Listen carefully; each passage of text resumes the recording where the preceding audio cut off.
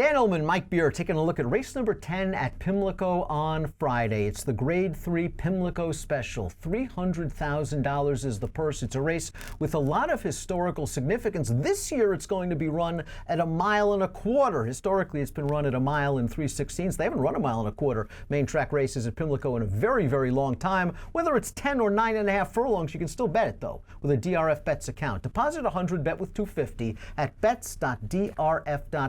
Let's meet this big, bulky field of handicap horses getting set to go the 10 furlongs in the Grade 3 Pimlico Special. I want to start with Todd Pletcher's duo, beginning with the number 2, Keeneland graduate Rally Cry. Rally Cry popped a 110 buyer in the Alley-Dar back in 2017. It's just a shame that Todd couldn't keep him right. He only raced twice as a 5-year-old. Both one time in bar shoes. Then he ran great, I thought, in the Woodward, all things considering his lack of preparation, that he was on the pace. Then another lengthy layoff. And in the Charlestown Classic, he stalked a duel. It looked like he was in a great spot. He never changed leads in the stretch. I thought it was a disappointing performance. A lot of folks are going to say, Dan, give him the benefit of the doubt. It was his first race off a long layoff. But isn't that where Todd's the deadliest? Yeah, he really does have a great record off of layoffs like that, with dirt routers especially. But you know what? This horse has historically been pretty good second time out, so maybe he's just a horse who needs a race. To me, he was pretty bad last time in the Charlestown Classic, but he does have races to rebound to, and if he rebounds to one of his good ones, this is a field he can beat. I'm concerned about the 13, You're to Blame, also trained by Pletcher. He's won 3 out of his last 4 starts, and it looked like he was just getting good towards the end of his 4-year-old campaign. He had that mini win streak snapped by Rocketry, who was just a distance lover in raging form at that time, going 13 furlongs in the Temperance Hill. Todd turned him all the way back, going 1 mile and 1/16, and I liked the way Edgar Zayas rode this horse. He got into him early and used his stamina to be able to take down the runner-up Salsa's Return. I think he got a lot out of that race, and he should get some pace this time. I liked that return effort from him as well. It's interesting that he seemed to really improve last year when they stretched him out, because when Chad had him, I always disliked him going longer. I thought he was more of a closing sprinter type, but you know what? Pletcher took over, got more speed into this horse, and he has shown that he can go longer. His route races last year were very good. He's a huge player in this race. Let's look at the Timeform US Pace Projector. It's a big field. Usually that means there's a fast pace expected, and there's the red bar indicating a fast pace. We've got Flame Away, the 11, expected to make the lead. He was on the lead last time out. In the Grade 3 Ben Lion, he was just flat as the beaten favorite. He just really didn't run very well that day. In the Challenger 2 starts back, you can argue he got that job done, controlling a pace against a horse didn't want to go that far. In Killybeg's Captain, Flame Away is a very nice horse. He's closing in on $1 million in earnings. I've never liked him the farther they're going, though, and if he has to go fast at 1.25 miles, he might be susceptible late. I agree with all that stuff. I mean, it just feels like if he has to go a fast pace in here, it's really going to work against him as he tries 10 furlongs again. The distance is a little dicey. His last race, not that good.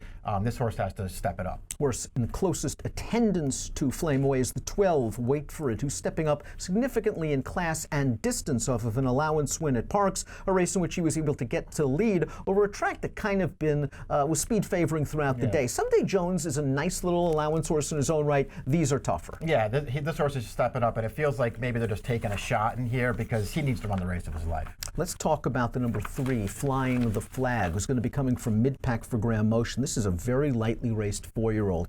I think this horse has a tremendous amount of upside, and his buyers are going the right way. The problem is, do you get the feeling that this might just be a little bit too much too soon? Yeah, I mean, I guess so, especially for a horse who just clearly has to run the best race he's ever run if he's going to beat this field. I didn't get a lot of confidence out of his last race. I know it's the fastest race he's ever run, but he got a perfect trip in that race. Tracking, Stoney Bennett, he is what he is. He's a pretty fast horse, and he's run some nice races. But this horse got a perfect trip, got right up alongside him at the end. Looked like he actually got ahead in front, and then he didn't seal the deal. I mean, he cannot run that kind of a race against this field. Don't want to sleep on Tenfold, the 8, considering this pace scenario. Remember, he was 3rd in the Preakness over this course last year, won the Jim Dandy. He had a really nice year, all things considering, as a 3-year-old. He started twice this year. His first start back in an optional claimer. I don't really think he was completely cranked up to win that race. It sort of set him up for the Oaklawn handicap, and maybe he just didn't care for that sloppy track that day.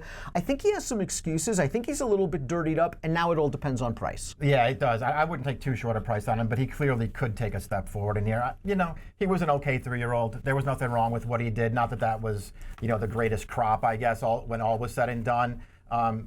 I wouldn't take a short price on him, but I won't be surprised if he runs well. And Cordmaker's very interesting, the number 6. He's won 3 out of his last 4 races. They stretched him out for the first time, and I was surprised that it took him so long to stretch out, considering that he's a son of Curlin, and he handled that 1 1/8 in the Harrison Johnson Memorial quite easily. Now, they then switched him back to 7 furlongs, and you could tell he probably wants a little bit more ground. They were scrubbing on him on the far turn, but once he got to the outside, he settled that race very easily. He is just in raging form right now, and again, is a lightly raced 4-year-old that's moving forward. Yeah, you want the up-and-coming horse. Maybe it's him because he's just gotten better from race to race, and he showed 2 back that he can get a distance of ground. He's got to go farther now than he's ever gone before, but this horse, you can't knock this horse's recent form. Let's talk about Just Whistle, the number 7, who was 3rd in the Peter Pan in 2018, then was vanned off the racetrack and missed a significant amount of time. He came right back off a long layoff for Michael Matz to win at Gulfstream. You liked him a little bit last time out in the Benelli. Was that just simply a situation where he just didn't get the right setup? I don't know. He just didn't run that well in that race.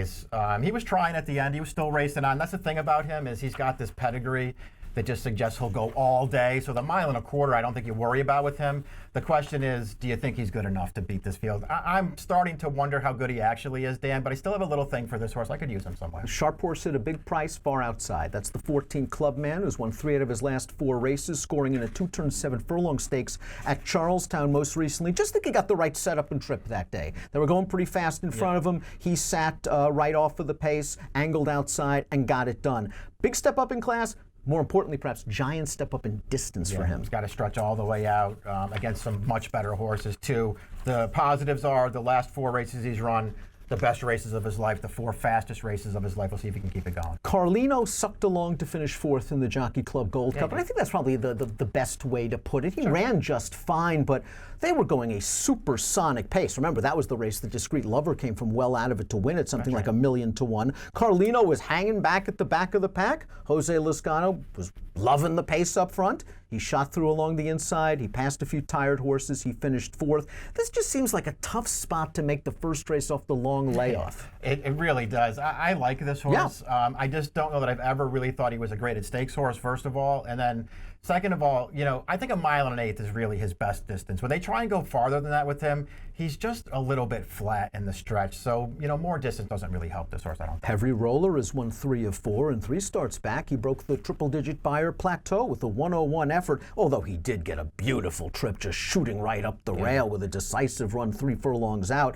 Last time out, he got it done at 3 to 5. He beat Re-Ride, who's kind of Re-Ride-ish, and Heavy Roller kind of regressed to his 85, and I wonder if that's more the kind of horse he is than that 101, unless he gets a perfect trip over a sloppy track. I wonder all those things too. You know, he has won 3 of 4 for Joe Sharp, all 3 of those wins on wet tracks, which he really seems to like. I feel like this is a tough ask for him. Bobby G is the number 10 in this race, another horse in great form. He's won 4 out of his last 5 races, and then you peel the onion back a little bit and you see he went for a $5,000 starter allowance last time out. That's a far cry from some of these millionaires and big names. Yeah, it feels like another horse that just taking a shot in here and hope that the distance maybe brings these horses together. Oh, Unbridled Juan. I thought he'd turn the corner after he was gelded and switched over to Jose Corrales, and he actually won 3 races.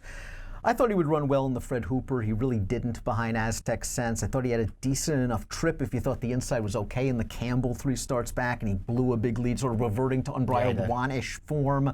Last time out in the Charlestown Classic, I won't hold that race against him. You know, I guess underneath. Yeah, I think I would maybe just use him underneath if I used him at all. He's just a horse I'm not a big fan of his. His recent form is fine. He's not the kind of horse I want in this race, though. Let's take a look at our top selection in the Pimlico Special. We agreed. We went with War Story in here. He's banked $2.7 million in his career, although most of that money is earned in the good efforts in the Charlestown Classic. Now, in the Charlestown Classic last time, it was his first start as a 7-year-old, and I'm pretty sure Kendrick Carmouche didn't want to break as badly as he did. He did not break well at all. He ended up sort of near the back of the pack. Yeah. He tried to get involved in the backstretch with a big, wide move, and it looked like he was moving. Yeah, it did. And then he kind of flattened out a bit, but he was one of the few horses in that race making up ground at all. They ran 1-2 around the track. I think all in all, it was a useful return off the layoff for Jorge Navarro. He has races to win this. Yeah, he does. And you know what? I actually feel like, I know they've gone longer with him in the past, and he's run well in those longer races. I feel like the 1.25 miles might actually be better for him. We'll see. I think there's a way to look at him and think, his form not that great in his most recent, maybe 3 or 4 races, but he has the back races. He has more speed than he's been showing.